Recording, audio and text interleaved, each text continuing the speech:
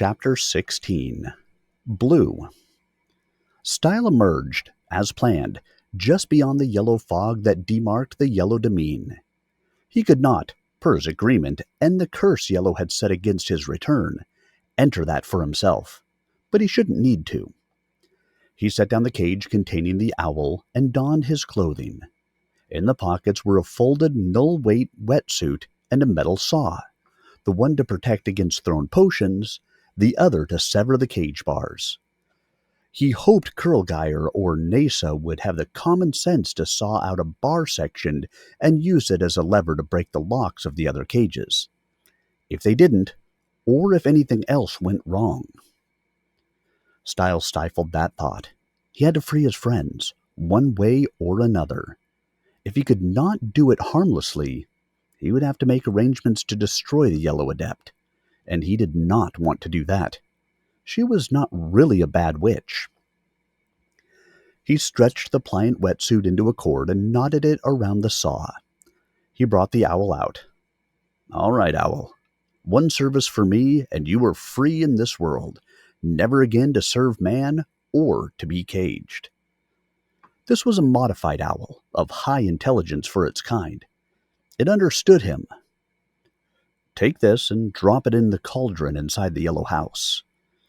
Stile presented the package of dry ice. "Take this and drop it in the unicorn's cage."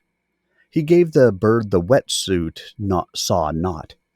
The owl blinked dubiously. "Oh, you don't know what a unicorn is? Like a horse with a horn." The owl was reassured. "Then wing out of here, and out there quickly. You will be free. And if you should ever need me, let me know, and I'll help you." The owl took a package in each claw, spread its wings, and launched into the sky. "And don't let any liquid touch you! There!" Stile called after it. He watched it go, hoping for the best. This was a jury-rigged effort, the best he could think of under the pressures of the moment. He wasn't sure what proton artifacts would operate in phase, so was keeping it as simple as possible. He was in luck. Soon he heard a scream from the witch. That would be the dry ice in the cauldron, making it bubble and steam through no agency of the adept, interfering with the potion's effectiveness and releasing the owl from its spell, as well as distracting Yellow. Next could come the delivery of the suit and saw. After that, with luck, hell would break loose. He waited nervously. So many things could go wrong. Then he heard the trumpeting of Darling Corey the pink elephant, and an increasing commotion among the captives. It grew into a considerable din, with bangings and crashes.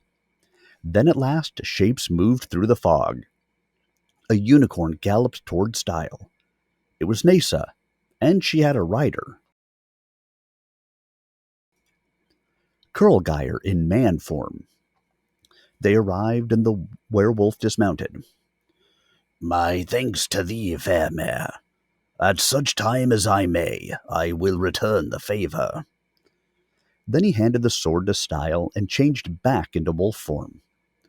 Stile stood for a moment, assimilating this.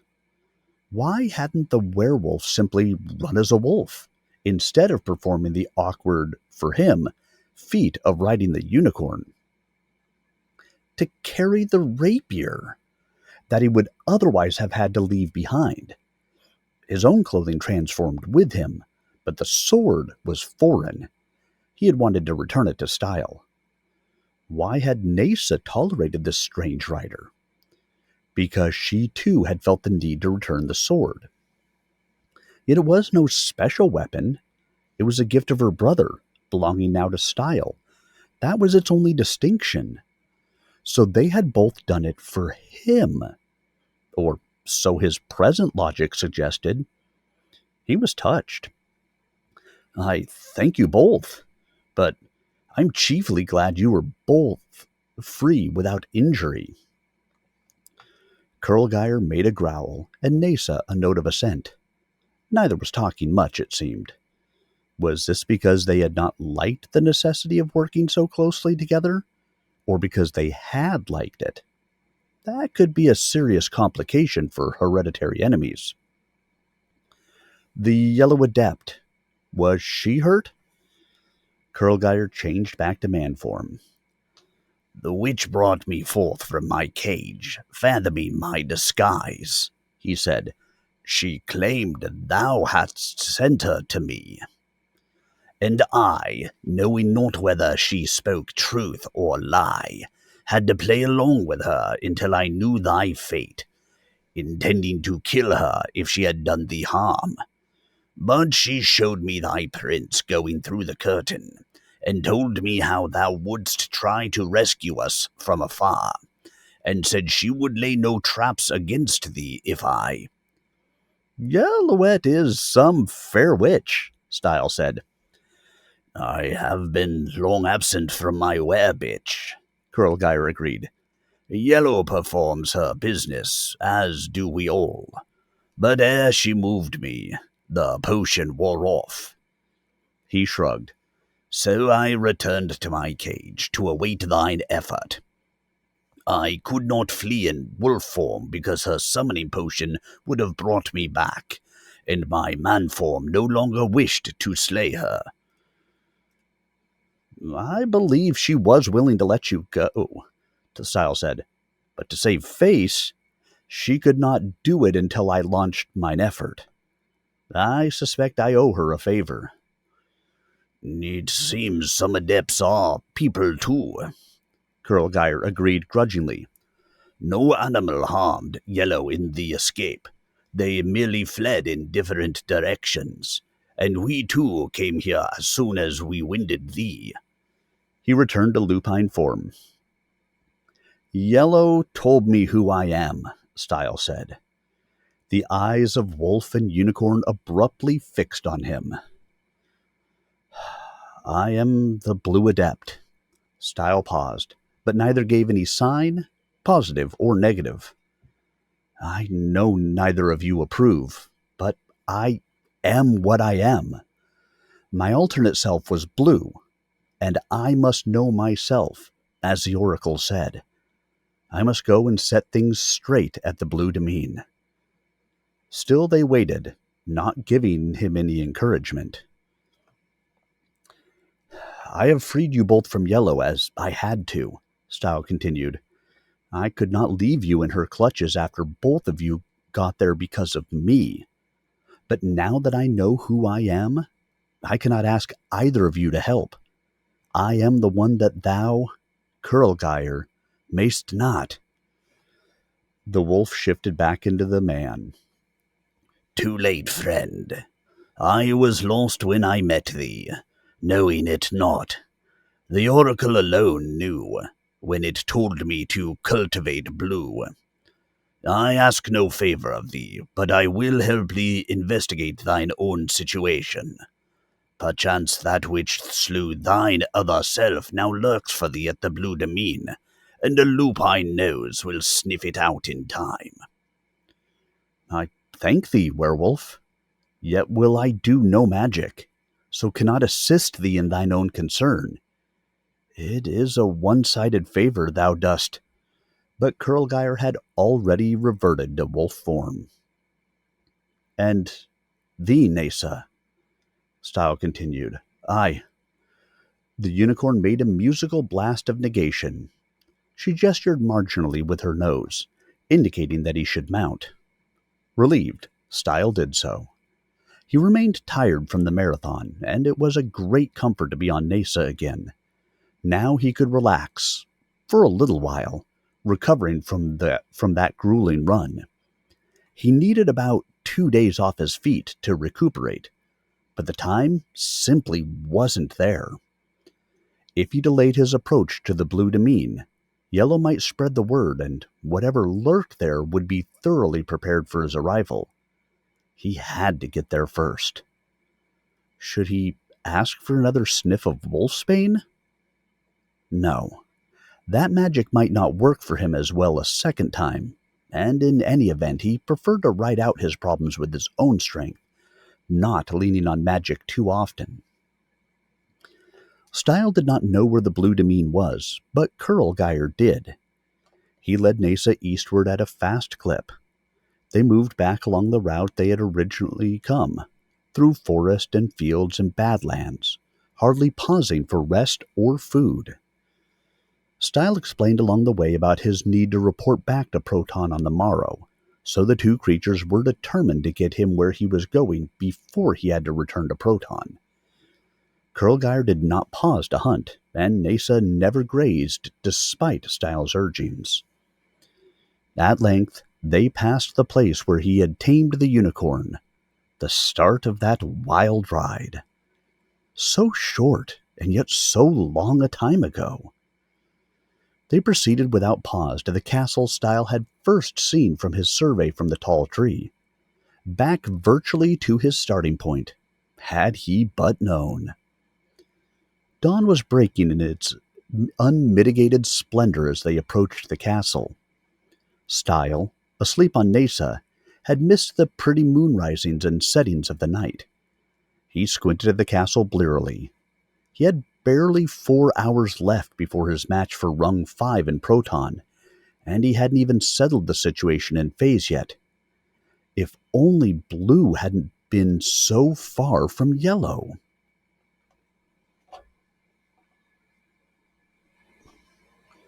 Stile had slept, but it seemed the tensions of his mission had prevented him from unwinding properly.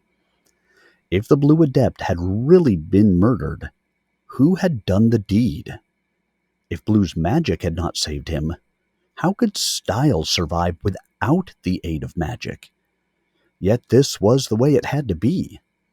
Even if magic had been permitted him, he would not be prepared with suitable verses. Yet he still had to check this castle out, to know, finally, exactly what his situation was. Whatever it might be, whatever it might cost him, the Oracle had told him to know himself, and he believed it was good advice. The environs of the blue demesne were surprisingly pleasant. There was no black fog or yellow fog, not even any blue fog, just the pure blue sky, and a lovely blue lake, and fields of bluebells, and blue gentians, and bluegrass. To Stile's eye, this was the most pleasant of places, not at all like the lair of an adept. Still, he could not afford to be deceived by superficialities. "I think it would be best to enter in disguise, as before," Stile said. The animals agreed. This time Stile donned Nasa's socks, while Kurlgeir assumed man form. Then the seeming man led the two seeming unicorns up to the castle gate. The drawbridge was down across the small moat, and the gate stood open. An armed human guard strode forward, but his hand was not near his sword. He was, of course, garbed in blue. "What can I do for thee, man?" he inquired of Kurlgeir. "We come to see the Blue Adept," the werewolf said. "Thine animals are ill?" Surprised, Kurlgeir improvised. "One has bad knees." "We see not many unicorns here," the guard observed, "but surely the Lady Blue can handle it. Come into the courtyard." Stile was startled. This was the first he had heard of a Lady Blue. How could she be the adept if the original had been a man and was now dead? Unless she had been his wife. This complicated the picture considerably. "But we wish to see the adept himself," the werewolf protested. "If thou art dying, thou seest the adept," the guard said firmly. "If thine animal hath bad knees, thou seest the lady." Kurlgeir yielded. He led his animals through the gate, along the broad front passage, and into the central court. This was similar to one of the courts of the palace of the Oracle, but smaller. It was dominated by a beautiful blue-blossomed jacardana tree in the center. Beneath the tree was a deep blue pond fed by a rivulet from a fountain in the shape of a small blue whale that overhung one side. The Blue Adept evidently liked nature in all its forms, especially its blue forms. Stile found his taste similar. There were several other animals in the yard: a lame jackrabbit, a snake with its tail squished, and a partly melted snow monster. Mesa eyed the last nervously, but the monster was not seeking any trouble with any other creature. A maidservant entered the yard wearing a blue print summer dress. "The lady will be with thee soon," she said to Kurlgeir, "unless thou art in immediate pain." "No pressing pain," the werewolf said. He was as evidently perplexed as Stile by all of this. Where was the foul nature an adept was supposed to have? If the Blue Adept were dead, where was the grief and ravage? They might have had to fight their way into the castle. Instead, it was completely open and serene. The girl picked up the snake carefully and carried it into the castle proper. What was this? Stile wondered. An infirmary? Certainly it was a far cry from the black or yellow demesne in more than physical distance. Where was the catch? The girl came for the rabbit. The snake had not reappeared. Was it healed or dead? Why did the animals trust themselves to this castle? Considering the reputation of adepts, these creatures should have stayed well clear. Now another woman emerged. She wore a simple gown of blue, with blue slippers and a blue kerchief tying back her fair hair. She was well proportioned, but not spectacular in face or figure. She went directly to the snow monster. "For thee, a freeze potion," she said. "A simple matter." She opened a vial and sprinkled its contents on the monster. Immediately the melt disappeared. "But get thee safely back to thy mountain fastness. The lowlands are not safe for the likes of thee." She admonished it with a smile that illuminated her face momentarily, as if a cloud had passed from the face of the sun. "And seek thee no further quarrel with fire-breathing dragons?" The creature nodded and shuffled out. Now the woman turned to Kurlgeir. Stile was glad he was in disguise. That daylight smile had shaken him. The woman had seemed comely but ordinary until that smile. If there were evil in this creature, it was extraordinarily well hidden. "We see not many unicorns here, sir," she said, echoing the sentiment of the guard at the gate. Stile was startled by the appellation, normally applied only to a citizen of Proton. But this was not Proton. "Which one has the injured knees?" The werewolf hesitated. Stile knew his problem and stepped in. The unicorn costume was for sight only. Any touch would betray the humanness of the actual body. "I am the one with the knees," he said. "I am a man in unicorn disguise." The lady turned her gaze on him. Her eyes were blue, of course, and very fine, but her mouth turned grim. "We serve not men here now. Why dost thou practice this deceit?" "I must see the Blue Adept," Stile said. "Adepts have not been hospitable to me ere now. I prefer to be anonymous." "Thou soundest strangely familiar." She halted. "Nay, that cannot be. Come, I will examine thy knees, but I can promise nothing." "I only want to see the adept," Stile protested. But she was already kneeling before him, finding his legs through the unicorn illusion. He stood there, helpless, letting her slide her fingers over his boots and socks and up under his trouser legs, finding his calves and then at last his knees. Her touch was delicate and highly pleasant. The warmth of it infused his knees like the feel of a microwave therapy machine. But this was no machine. It was wonderfully alive. He had never before experienced such a healing touch. Stile looked down and met the lady's gaze, and something in him ignited. A flame kindled in dry tinder. This was the woman his alternate self had married. "I feel the latent pain therein," the Lady Blue said, "but it is beyond my means to heal." "The Adept can use magic," Stile said, "except that the Blue Adept was dead. Wasn't he?" "The Adept is indisposed," she said firmly. She released his knees and stood with an easy motion. She was marvelously lithe, though there were worry lines about her mouth and eyes.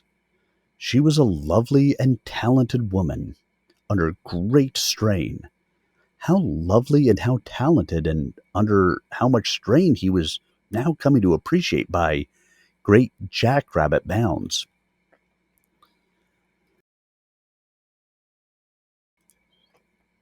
Stile believed he knew what the nature of that strain might be. Kurlgeir and Nasa were standing by, awaiting Stile's decision. He made it. He bent carefully to draw off the unicorn socks, revealing himself undisguised. "Woman, look at me," he said. The Lady Blue looked. She paled, stepping back. "Why comest thou like this in costume, foul spirit?" she demanded.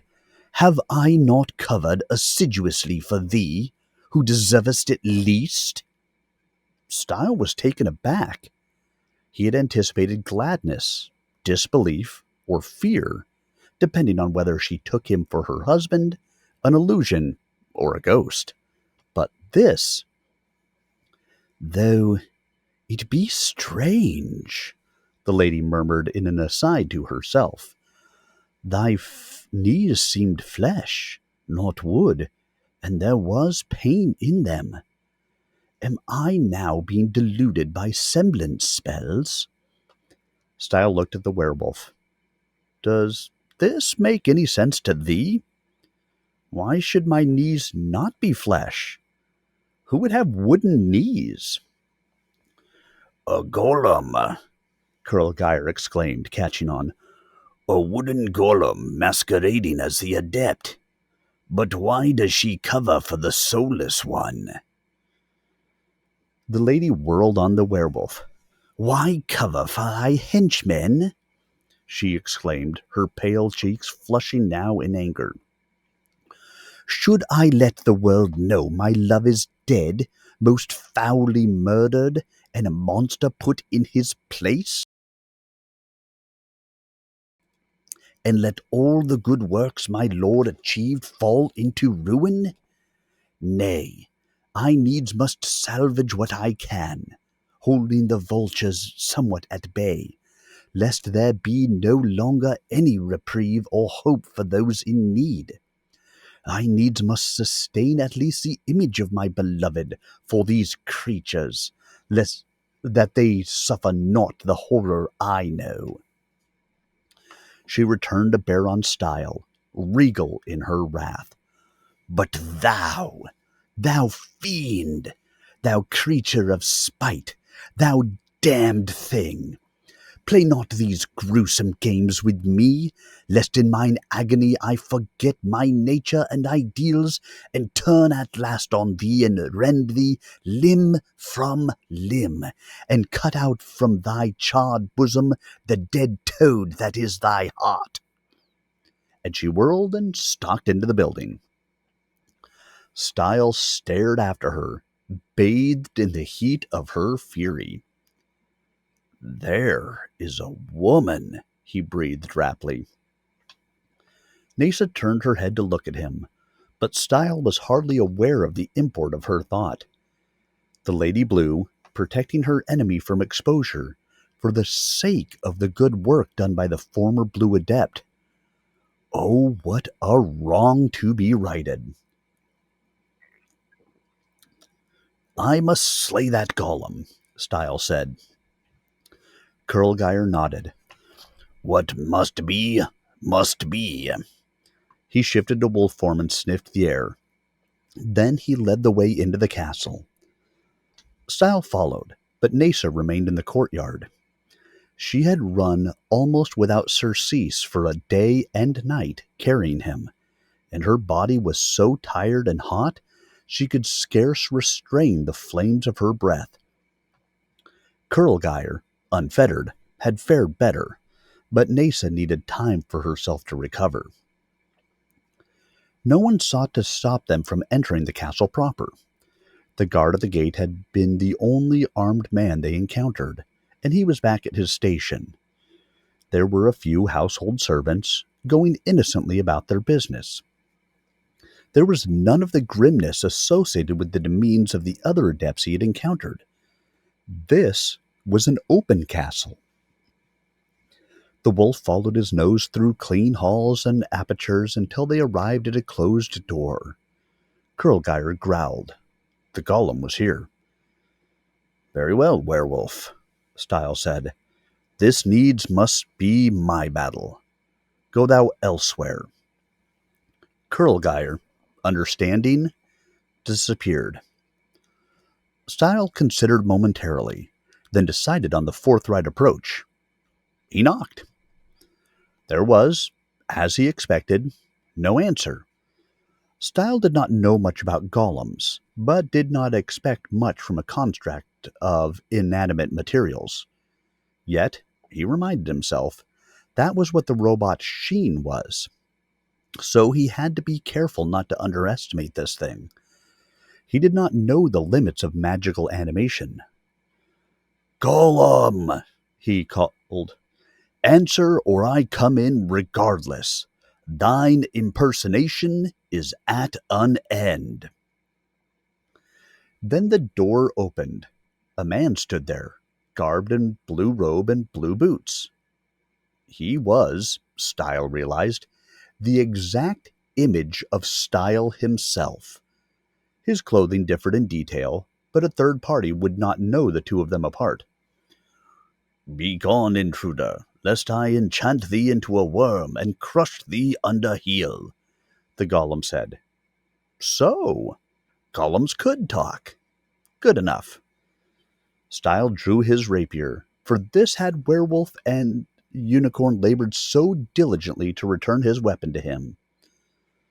Perform thy magic quickly, then, impostor, he said, striding forward. The golem was unarmed. Realizing this, Stile hesitated before attacking. Take a weapon, he said. I know thou canst not enchant me. Dost thou not recognize me, thou lifeless stick? The golem studied Stile. The creature was evidently not too bright. Unsurprising if its brains were cellulose, but slowly Stile's aspect penetrated. Thou art dead, the golem exclaimed. Stile menaced him with the sword.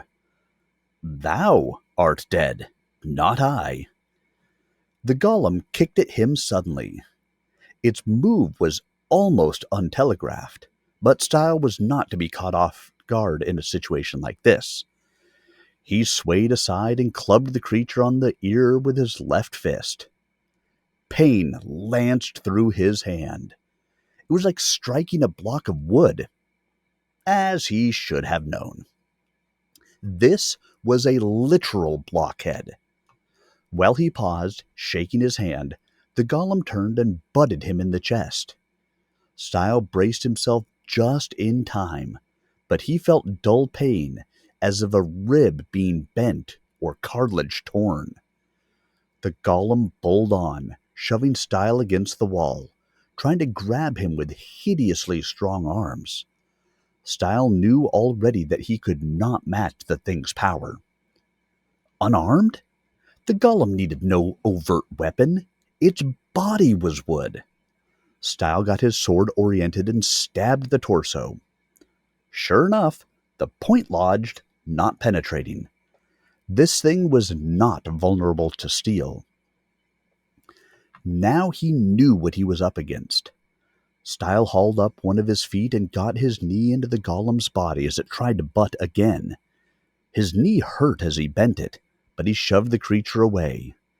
The golem crashed against the far wall, its head striking with a sharp crack. But it was the wall that fractured, not the head. Stile took a shallow breath, feeling his chest injury, and looked around. Kurlgeir was back, standing in the doorway, growling off other intruders.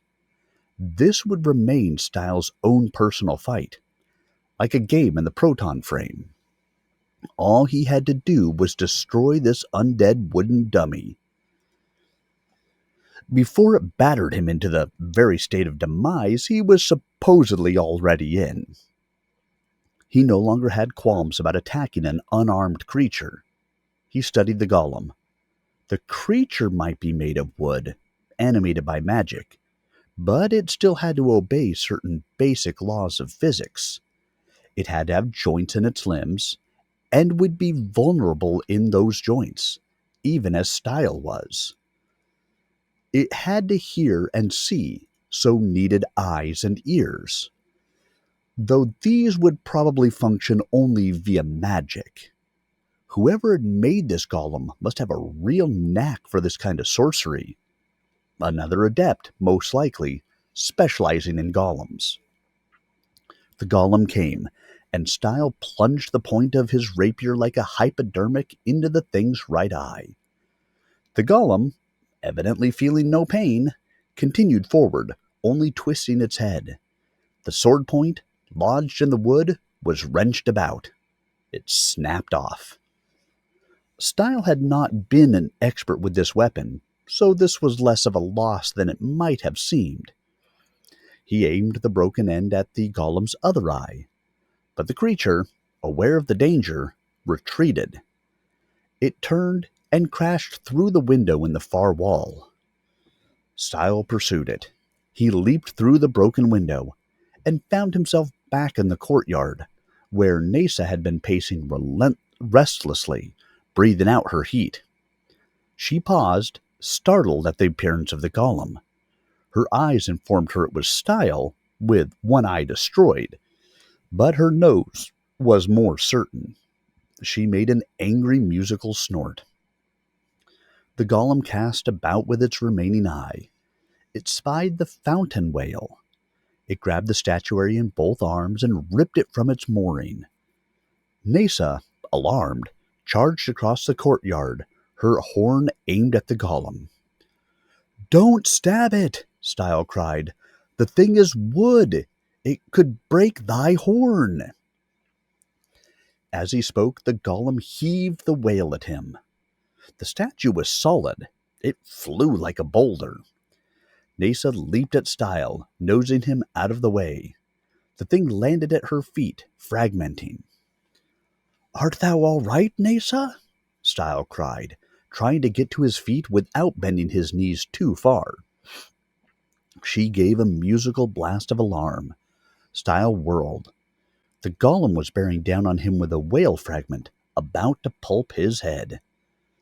Nasa lifted her head and snorted a jet of flame that would have done credit to a small dragon. It passed over Stile and scored on the golem. Suddenly, the golem was on fire. Its wood was dry, well seasoned, and filled with pitch. It burned vigorously. The creature dropped the whale fragment and ran madly in a circle, trying to escape its torment. Blows and punctures might not bother it, but fire was the golem's ultimate nemesis. Stile stared for a moment, amazed at this apparition. Himself on fire. The golem's substance cracked. Smoke trailed from it, forming a torus as the creature continued around its awful circle. And Stile, so recently out to destroy this thing, experienced sudden empathy with it. He could not let it be tortured in this fashion. He tried to quell his human softness, knowing the golem was a literally heartless, unliving thing. But he could not. The golem was now the underdog, worse off than Stile himself. "The water!" Stile cried. "Jump in the pond! Douse the fire!" The golem paused, flame jetting out of its punctured eye to form a momentary halo. Then it lurched for the pool, stumbled, and splashed in. There was a hiss and a spurt of steam. Stile saw Nasa and Curlgeyer and the Lady Blue standing spaced about the courtyard, watching. He went to the pond and kneeled, carefully. The golem floated face down, its fire out. Probably it didn't need to breathe. Still. Stile reached out and caught a foot. He hauled it in, then wrestled the body out of the pond. But the golem was defunct. Whether from the fire or the water, Stile could not tell. It no longer resembled him, other than in outline. Its clothing was gone, its painted skin scorched, its head a bald mass of charcoal. "I did not mean for it to end this way," Stile said soberly. "I suppose thou wast only doing thy job, golem, what thou wert fashioned for, like a robot. I will bury thee." The gate guard appeared. He looked at the scene, startled. "Who is master now?" Startled in turn, Stile realized that he should be the master, having deposed the impostor. But he knew things weren't settled yet. "Speak to the lady," he said. The guard turned to her. "A wolf comes, seeking one of its kind." Curlgeyer growled and stalked out to investigate. "Speak not of this outside," the Lady Blue directed the guard. Then she turned to Stile. "Thou art no golem. Comest thou now to destroy what remains of the blue demesne?" "I come to restore it," Stile said. "And canst thou emulate my lord's power as thou dost impersonate his likeness?" she asked coldly. Stile glanced at Nasa. "I cannot, lady, at this time. I have made an oath to do no magic." "How convenient," she said. "Then thou needst not prove thyself, having removed one impostor, and thou proposest to assume his place, contributing no more to these demesne than he did. And I must cover for thee, even as I did for the brute golem." "Thou needst cover for nobody," Stile cried in a flash of anger. "I came because the oracle told me I was blue. I shall do what blue would have done." "Except his magic. That alone distinguished my lord from all others," she said. Stile had no answer. She obviously did not believe him, but he would not break his oath to Nasa, though he wanted above all else to prove himself to the Lady Blue. She was such a stunning figure of a woman. His alternate self had had tastes identical to his own. Curlgeyer returned, assuming man form. "A member of my pack brings bitter news to me," he said. "Friend, I must depart." "Thou wert always free to do so," Stile said, turning to this distraction with a certain relief. "I thank thee for thy help. Without seeking to infringe upon thy prerogatives, if there is aught I can do in return?" "My case is beyond help," the werewolf said. "The pack leader has slain mine oath friend, and my sire is dying of distemper. I must go slay the pack leader, and be in turn torn apart by the pack. Stile realized that werewolf politics were deadly serious matters. Wait, briefly, friend. I don't understand. What is an oath friend, and why? I needs must pause to explain, since I shall not be able to do it hereafter, Kurlgeir said. Friendship such as exists between the two of us is casual. We met at random, part at random, and owe nothing to each other. Ours is an association of convenience and amicability. But I made an oath of friendship with Drowelthoth, and when I was expelled from the pack, he took my bitch. He stole thy female? Stile cried. Nay, what is a bitch compared to oath friendship? He took her as a service to me, that she not be shamed before the pack. Now, over a pointless bone, the leader has slain him, and I must avenge my friend. Since I am no longer of the pack, I may not do this legitimately. Therefore must I do it by stealth, and pay the consequence, though my sire die of grief. Oath friendship. Stile had not heard of this before, but the concept was appealing. A liaison so strong it preempted male-female relations. That required absolute loyalty, and vengeance for a wrong against that friend, as for a wrong against oneself. Golden rule. Yet something else nagged him. Stile pursued it through the tangled skein of his recent experience, integrating things he had learned, and caught it. There is another way, he said. I did not grasp it before, because this frame evidently has a more violent manner of settling accounts than I am used to. Here, perhaps, it is proper to kill and be killed over minor points of honor. Of course it is, the werewolf agreed righteously. Just so. My apology if I misinterpret thine imperatives. I do not wish to give offense. But as I perceive it, thou couldst rejoin thy pack. Thou hast only to kill thy sire. Kill my sire? Kurlgeir exclaimed. I told thee.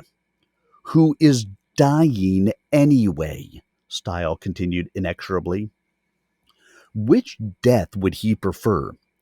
A lingering, painful, ignominious demise by disease, or an honorable, quick finish in the manner of his kind, as befits his former status, by the teeth of one he knows loves him?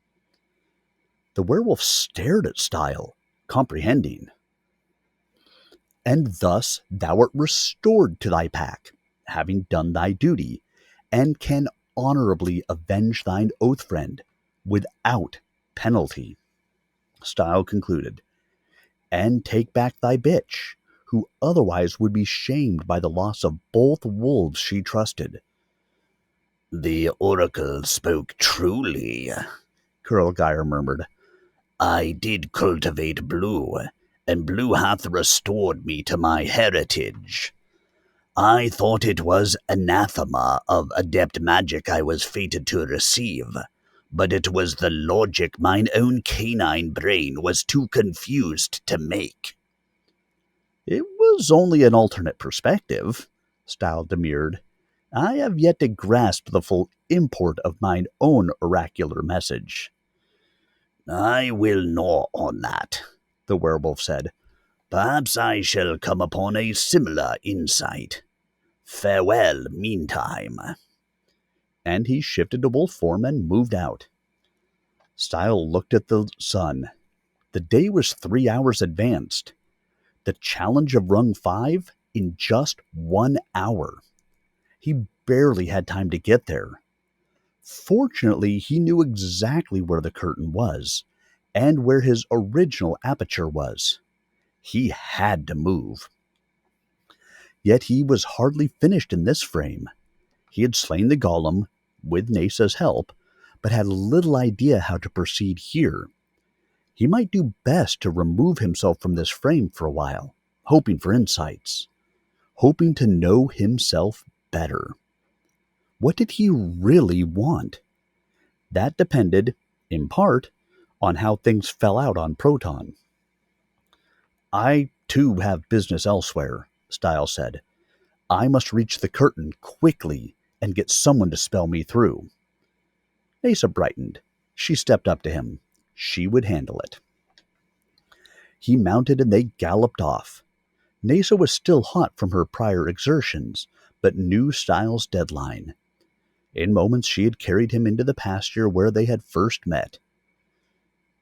Nesa, I think it would be best if thou shouldst stay at the Blue Demesne while I visit the other frame. I'd appreciate it if thou wouldst inform the Lady Blue about Proton, as thou hast heard it from the werewolf and from me. I don't think she knows. He felt a momentary déjà vu and placed it. This was similar to the manner he was having Sheen tell Hulk about Phase. Nesa stiffened. Is something wrong? Stile asked. She blew a note of negation and relaxed. Stile, intent on the precise location of the curtain site, did not pursue the matter. Such a short time to reach the game annex. They reached the place in the forest where Stile had erst entered this frame. The curtain was there, shimmering more strongly than before. Perhaps he had simply become better attuned to it. Stile divested himself of his clothes. I will return to the Blue Demesne within a day, I hope, if thou wilt spell me through now. She made a musical snort, and he was through the curtain, emerging in the service area behind the food machines. Only then did he wonder about the unicorn's reticence. Something was bothering Nesa, and now it was too late to ask her about it. Well, he was sorry, but he was in a hurry. He had 20 minutes to reach the game annex, or forfeit.